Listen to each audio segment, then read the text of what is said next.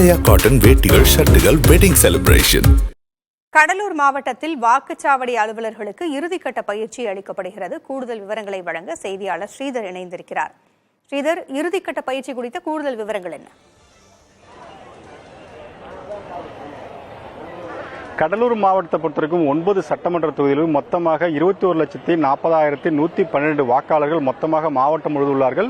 கடலூர் நாடாளுமன்றத்தை மட்டும் நாம் எடுத்துக்கொண்டோம் என்றால் கிட்டத்தட்ட 14,12,746 வாக்காளர்கள் உள்ளார்கள். அவர்களுக்காக 1,509 வாக்குச்சாவடிகள் அமைக்கப்பட்டுள்ளது.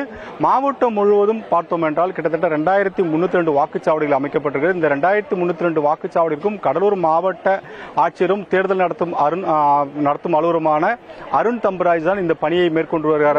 ஒவ்வொரு தொகுதிக்கும் தாலுகா அலுவலகம் வாரியாக இந்த பயிற்சியிலிருந்து அளிக்கப்பட்டு இறுதியான இன்று பயிற்சி என்பது முடிக்கப்பட்டு அவரவர் அந்தந்த தாலுகா அலுவலகத்திலிருந்து வாக்குப்பெட்டி இயந்திரங்களை கொண்டு சென்று சம்பந்தப்பட்ட வாக்குச்சாவடி மையத்தில் இன்று இரவே தயாராக இருப்பார்கள். அதற்கான இறுதிக்கட்ட பணிதான் தற்போது நடைபெறுகிறது.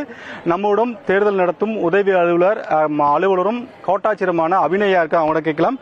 மேடம் வணக்கம். இப்ப இந்த தேர்தல் நடத்தும் அலுவலருக்கு இறுதிக்கட்ட பயிற்சி கொடுக்கப்பட்டது. அவர்களுக்கு என்ன மாதிரி எல்லாம் அறிவுறுத்தல் கொடுக்கப்பட்டிருக்கிறது?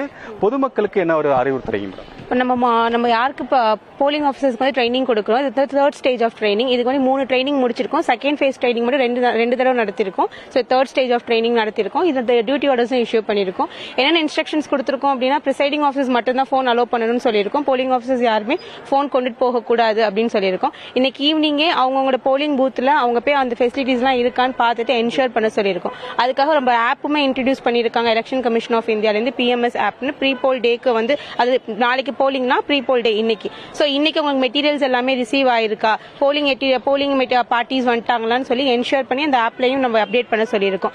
நாளைக்கு போலிங் டே அன்னைக்கு அந்த PMS ஆப்ல என்னென்ன அப்டேட் பண்ண வேண்டியது இருக்கு அப்படின்னு நம்ம இன்ஸ்ட்ரக்ஷன்ஸ் கொடுத்திருக்கோம். மார்னிங் மார்க் போல் பண்ணிட்டாங்கன்னா அந்த EVM கிளியர் பண்ணி க்ளோஸ் பண்றதுக்கான இன்ஸ்ட்ரக்ஷன்ஸும் கொடுத்திருக்கோம். ஸோ கவுண்டிங் அப்போ நமக்கு எந்த இஷ்யூஸும் வரக்கூடாது அப்படிங்கிறதுனால அதுக்கப்புறம் ஒவ்வொரு 2 ஹார்ஸ்க்கும் அந்த PMS ஆப்ல எவ்வளவு போல் பெர்சன்டேஜ் ஓட் ஆயிருக்கு அப்படிங்கறதே நம்ம அப்டேட் பண்ண சொல்லி இன்ஸ்ட்ரக்ஷன்ஸ் கொடுத்திருக்கோம். அண்ட் வர பப்ளிக் ஃபெசிலிட்டேட் பண்றதுக்காக அவங்களுக்கு ஈஸ் பண்றதுக்காக நம்ம சைட்ல இருந்து என்னென்ன பண்ணணுமோ அது எல்லாமே நம்ம ஸ்டெப்ஸ் எடுத்திருக்கோம். அதே உங்களுக்கு இன்ஸ்ட்ரக்ஷன்ஸ் கொடுத்திருக்கோம். நம்ம ஸோ பிரிசைடிங் ஆஃபீஸர்ஸ்க்கு இன்னைக்கு ஒரு ட்ரைனிங்குமே நம்ம டியூட்டி ஆர்டர் மட்டும் இஷ்யூ பண்ணாம இன்னைக்கு நம்ம ட்ரைனிங் கொடுத்திருக்கோம். நாளைக்கு எந்த மாதிரி இஷ்யூஸ் EVM ரீப்ளேஸ் பண்றதுக்கு எந்த டிஃபெக்ட் வந்துச்சுன்னா அதை ரீப்ளேஸ் பண்றதுக்குமே நம்ம இன்ஸ்ட்ரக்ஷன்ஸ் கொடுத்திருக்கோம். ஜோனல் ஆஃபீஸர்ஸ் ரீச் பண்றதுக்காக நம்ம ஒரு வாட்ஸ்அப் குரூப் மாதிரி presiding officer and zonal officers வச்சு நம்ம நான் ARO அண்ட் தாசில்தாரும் இருக்கிற மாதிரி ஒரு வாட்ஸ்அப் குரூப் கிரியேட் பண்ணி அவங்களுக்கு எப்ப எந்த கிளாரிபிகேஷன் வந்தாலுமே இதுல முக்கியமான விஷயம் என்ன அப்படின்னா, பிரிசைடிங் ஆஃபீஸ் மட்டும் தான் நம்ம mobile phones use பண்ணுங்கிறதுனால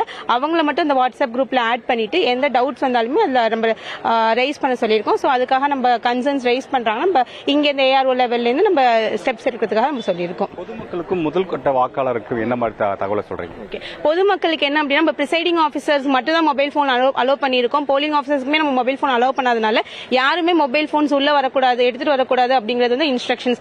especially first time voters ஒரு எந்தூசியாசத்துல அவங்க போட்டோ எடுப்பாங்க, செல்ஃபி எடுப்பாங்க. ஸோ அந்த போல் பண்ற ஆசையில அவங்க செல்ஃபி எடுப்பாங்க. அதெல்லாம் அவாய்ட் பண்ணது அவங்க சுத்தமா பண்ணக்கூடாதுங்கிறது நம்ம ECIயோட கைட்லைன்ஸ். நம்ம அதை ஃபாலோ பண்ணணும். மொபைல் போன்ஸ் கொண்டு வராதீங்க. பப்ளிக் யாருமே போலிங் ஸ்டேஷனுக்கு மொபைல் போன்ஸ் கொண்டுட்டு வராதீங்கிறத நம்ம சொல்லியிருக்கோம். பட் இப்போ இது மூலியமாவும் நான் உங்களுக்கு சொல்லிக்கிறேன், மொபைல் போன்ஸ் யாருமே கொண்டுட்டு வராதீங்க.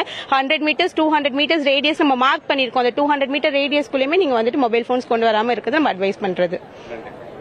குறிப்பாக வாக்காளர் அடையாள அட்டையும் மற்றும் அதற்கான தேவையான ஆவணங்கள் மட்டுமே உள்ளே கொண்டு வர வேண்டும்.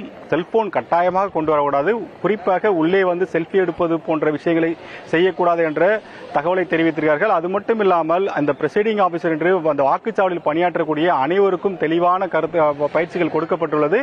ஏதேனும் அவர்களுக்கு சந்தேகம் என்றால் உடனடியாக சம்பந்தப்பட்ட தேர்தல் அலுவலருக்கும் அவர்கள் தொடர்பு கொள்வதற்கான அவர்கள் மட்டும் செல்போன் பயன்படுத்துவதற்கான ஏற்பாடும் செய்யப்பட்டிருக்கிறது. மாவட்டம் முழுவதும் கிட்டத்தட்ட இந்த தேர்தல் பணிக்காகவும் பாதுகாப்புக்காகவும் 19,000 பேர் இதற்கு ஈடுபடுத்தப்பட்டிருக்கிறார்கள். கடலூர் மாவட்டம் முழுவதும் கிட்டத்தட்ட 3,800 போலீசார் குவிக்கப்பட்டிருக்கிறார்கள். இந்த பாதுகாப்பு பணிக்காக, ரோந்து பணிக்காக மட்டும் 205 வாகனங்கள் குவிக்கப்பட்டிருக்கிறது. எந்த வாக்குச்சாவடியில் பிரச்சனை என்றாலும் 4 திசையில இருந்து உடனடியாக காவல்துறை அங்கு வருவதற்கான ஏற்பாடும் செய்யப்பட்டிருக்கிறது. பொதுமக்கள் சுதந்திரமாக தேர்தலை வாக்களிப்பதற்கான அனைத்து விதமான ஏற்பாடுகளும் மாவட்ட நிர்வாகம் செய்திருப்பதாக மாவட்ட நிர்வாகத்தின் தகவலாக உள்ளது. தகவல்களை வழங்கியமைக்கு நன்றி ஸ்ரீதர்.